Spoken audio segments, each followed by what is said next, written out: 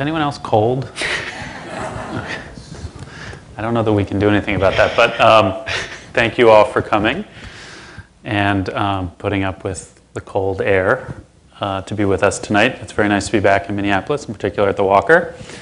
And thanks to Evan for making the trip. Pleasure to be here. What I thought we would do is, what we decided we would do is that I'm going to talk a little bit about a kind of art background for the conversation, and hopefully set the stage a bit for Evan's discussion about his time on the run last year, which I guess was, what, almost a year ago? Almost a year ago. I started in August. And so I'll talk a little bit about the show. I'll assume that, how many people here have seen the show? Okay, so some people, all right. I'll assume that most people haven't in any case, but let me see if this is working. It is working, okay.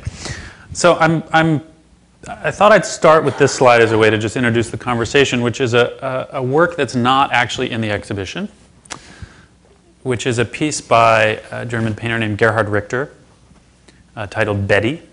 And what's interesting to me about the piece is that it's a kind of counter-portrait, right? We normally think of portraits as providing a particularly intimate likeness of the subject, but in this case, the subject is looking away from us. So it's sort of this paradoxical portrait, which I kind of like, sort of an anti-performance as a performance still. And I guess just to introduce the show somewhat, this is a piece that is in the show. This is a work by an Italian artist, no longer alive, named Piero Manzoni from 1961, a version of which is in the exhibition that you can interact with. It's meant to be, it's called the magic base for living sculpture. So the idea is that if you stand on this pedestal, you can become a work of art, which is kind of a nice idea, right? Around the same time, the artist was actually going around and signing people with a marker on the street and turning people into living sculptures that way.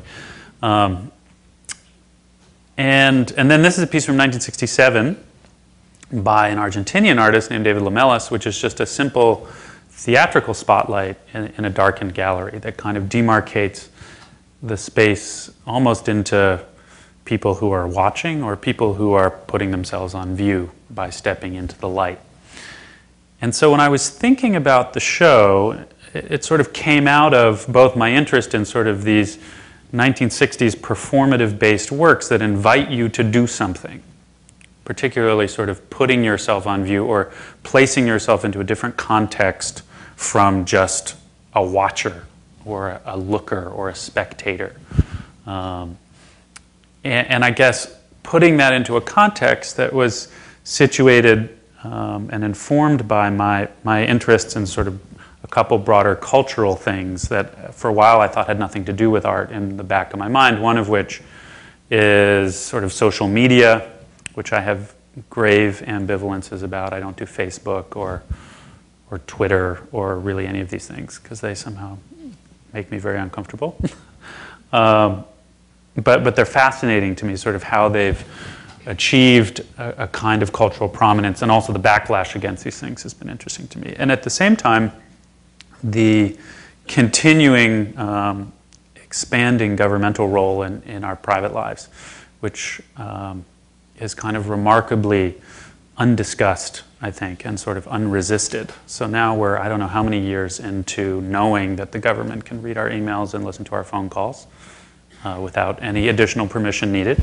And that's sort of just a fact of life now of living in America.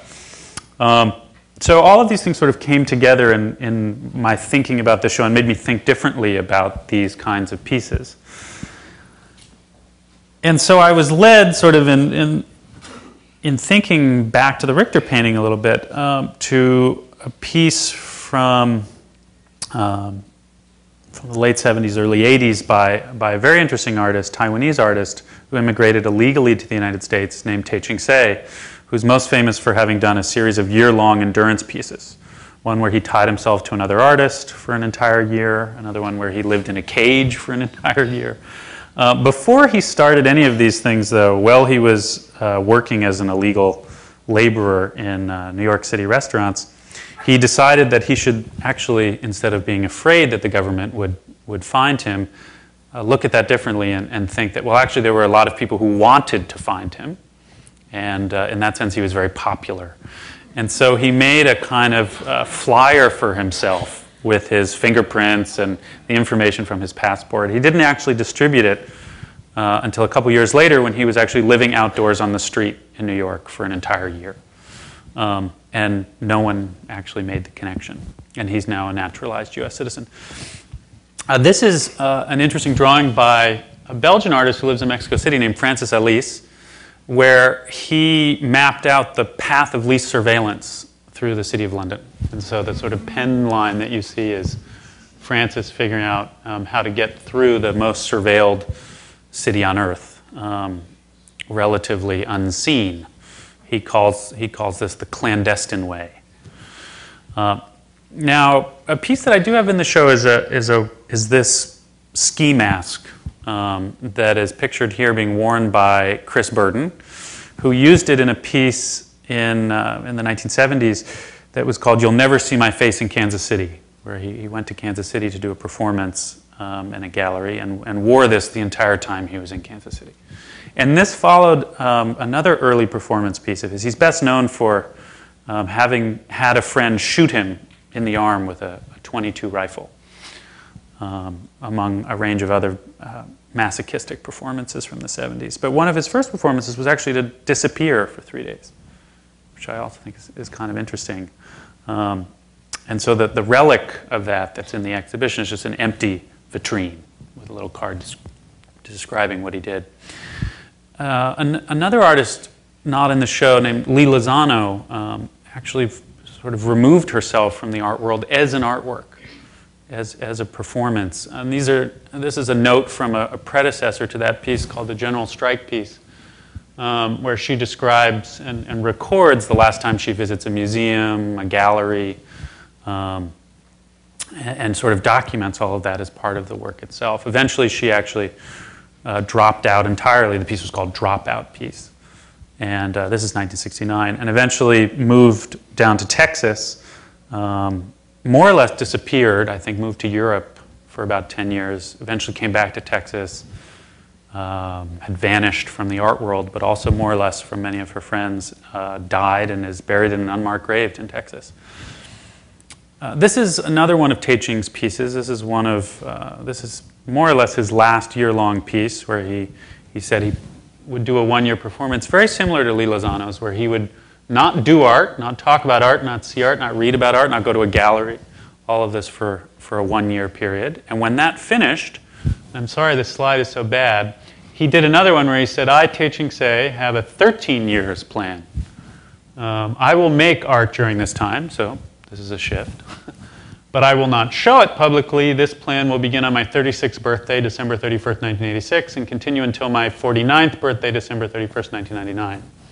And when that was done, he made this flyer and sort of invited friends to a kind of opening, or I guess finishing party to celebrate the conclusion of this piece, at which time he declared that he was no longer an artist. And since that time, he's not made any more work.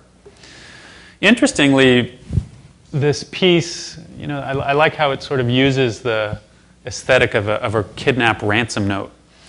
And he, interestingly, in an interview a couple years ago, did talk about the art that he made during that 13-year period, and it was rather oddly to try and disappear as a kind of secret performance. And he moved out to Seattle and I think worked in a fish cannery and tried to make his way to Alaska.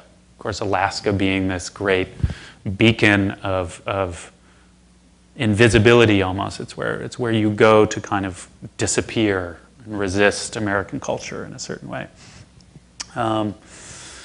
This is an artist, a young Italian artist named Roberto Cuoghi, who tried to disappear into the persona of his father. He gained an enormous amount of weight, dressed like his father, adopted his mannerisms and way of speaking, and lived like this for 5 years, during which time his father died. And so he sort of lived on as this weird doppelganger of his dad.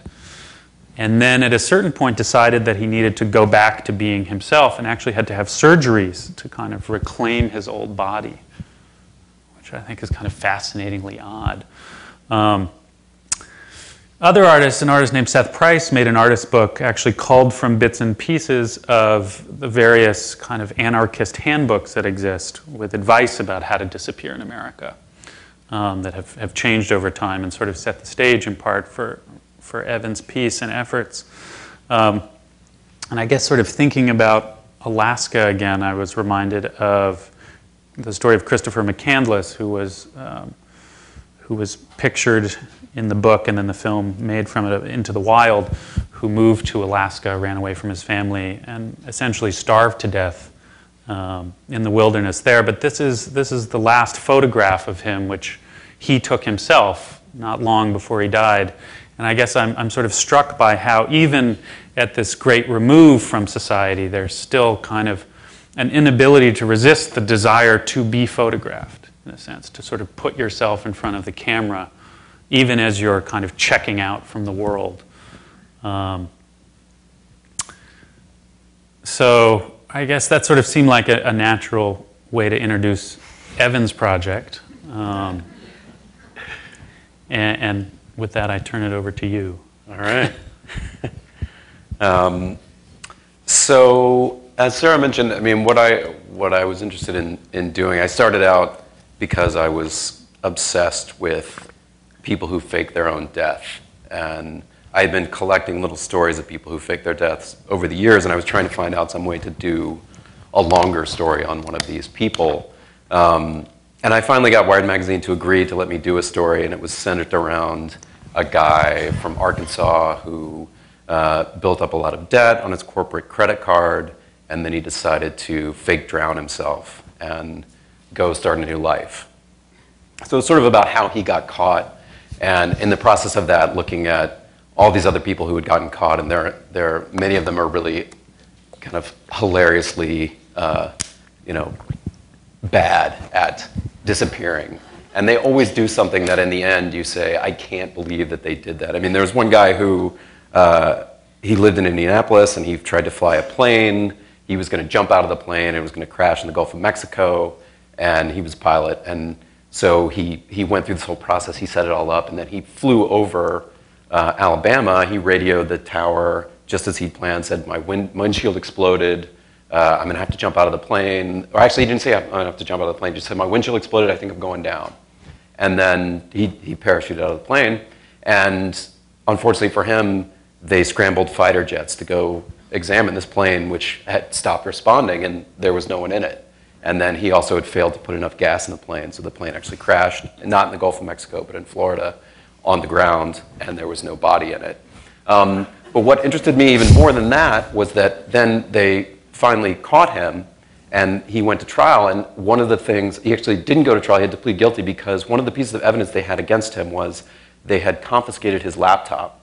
And on his laptop were Google searches for how to jump out of a plane at X number of feet.